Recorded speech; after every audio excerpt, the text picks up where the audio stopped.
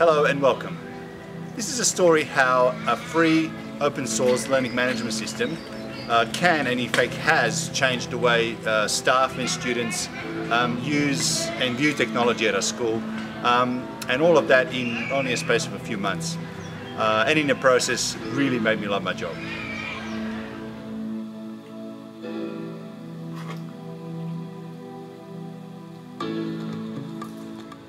This story is not so much about Moodle and its features, but more about the people using it and making it their own.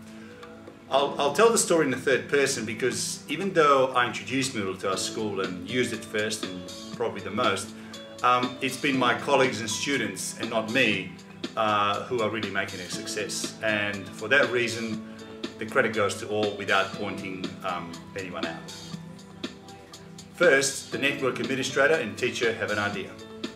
Let's get Moodle at our school. They download the free open source software and put up the first notice and image on the front page. The teacher creates the first course. He starts using Moodle as a digital cupboard to store things. Word documents, PowerPoints, spreadsheets, PDFs, images, just about anything digital really can be stored.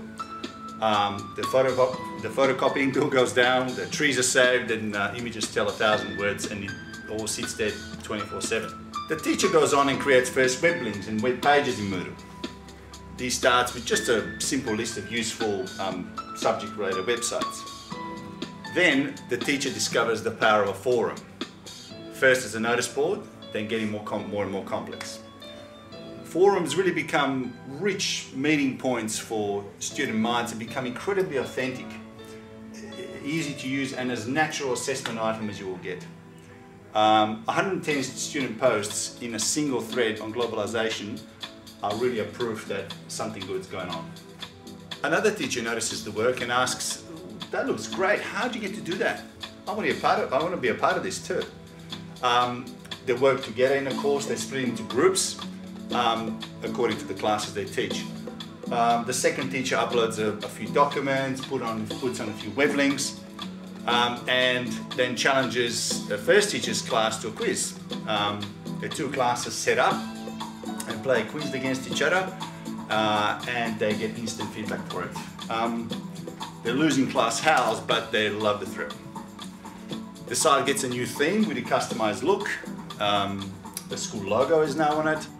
To hook students into having a look at this new thing called Moodle, the teenagers, I should say the teachers, now 3 of them at that point, open a chat room, which is an absolute honeypot for teenagers.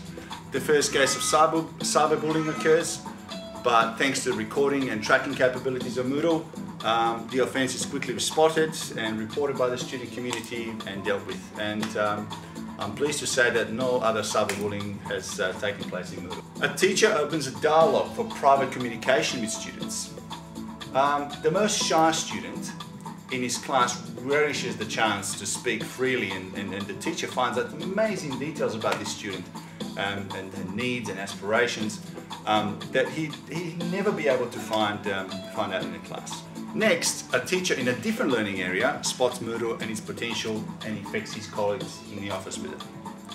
The number of teachers and course creators grows quickly, and Moodle has not been mentioned to staff or students at this point. It's just there to play and work with, but the virus is spreading. First questions to teachers in the style of, "How come you don't have a Moodle course, sir?" start to pop up. Moodle is put on a net and access outside of school becomes possible. To celebrate that, a bunch of students request that Moodle's messaging service and the messaging system they heard about is turned on. The wish is granted for all after hours, for all after school hours and on weekends. Students and teachers begin to message each other and having chats about schoolwork or no work at all kinds of times, and importantly as equals and safely and with no fear. Then a humanities teacher wonders about blogs in Moodle and starts using them in her classes. Very soon this spreads to other classes, and a quick blog menu on the side of each course is pretty much a common feature in a number of courses now. What's this activity in Moodle called Wiki? another teacher asks, get some help, and soon has her students collaborating on a draft answer to a Seeing question test. Another teacher uses the wiki to get a students generate ideas and research about their ideal management style.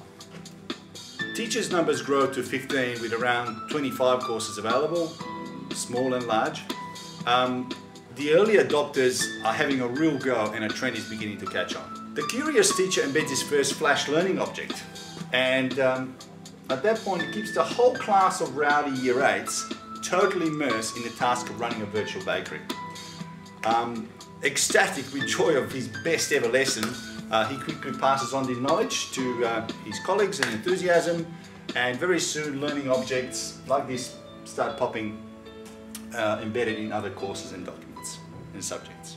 Minding the copyright provisions, the selected YouTube or TeacherTube and other clips really save the time-consuming searches and bandwidth, and give students a chance to engage and learn at their own pace, really. Teachers end up with a neat, focused and easily accessible collection of videos for any time later. Quizzes, choices, lessons and blogs begin to replace the old whole class, one screen, one page worksheets. Entries are public, and peer pressure to contribute at a reasonable standard is tapped in well and truly almost by accident. One teacher gets each of her students to create a video on a topic using their mobile phone, uploads the videos on Moodle, and uses choice activity for students to vote for the best video according to the stated criteria that the kids and themselves come up with. After voting, students reflect on the experience using blogs and reflective essays, and through a Moodle quiz. Some teachers prefer a quick poll block on the side of the course. The Twitch speed generation is really happy with instant results. Another teacher gets students to create their own glossary definitions, which can be added or edited and rated by the entire class. The site and course calendars are now used to show upcoming events, and School Ball is very popular, in fact the most popular and anticipated. Tests and assignments due a little bit less. A teacher plays around with the HTML block and installs a customized search engine. Instead of billions of websites, his students now search just the 25 most relevant websites and really cut their research times through a block, again in Moodle. The same teacher configures a block with RSS feeds. Now the subject-related news from the world are on the same page as the course. Forums become widely used, and it's time to add a touch to them. Customized scales make possible for students to rate each other's posts and really engage in a genuine and open self and peer assessment and evaluation as genuine as you can get it. And just as students begin to blur the school-related online time at school and out of the school, the network administrator configures the My Network block. This virtually eliminates the need for CDs and USBs or transfer or dog-gate homework, all the papers from home to school, because students can actually now edit and transfer their school files at home. A teacher leaving the school wonders, can I take my files and all that stuff from Moodle with me to another school? Well, she simply zips up all her files and activities, and she's on her way and very happy not to carry crates of papers and folders. The network administrator and ICT integrator sit down and go through some future plans. They talk about podcasting, web conferencing, integration with free open source social networking and e-portfolio suites called ELG, integration with LAMS, and all this to add to learning independence of students in a scaffolded but yet independent way. They probably look at some other block or module or activity or the new things released and maintained regularly by the worldwide Moodle community. What you've seen so far is just some of the standard features of Moodle. The list constantly grows as Moodle community develops and maintains an increasing range of modules and blocks and activities and themes and integration possibilities.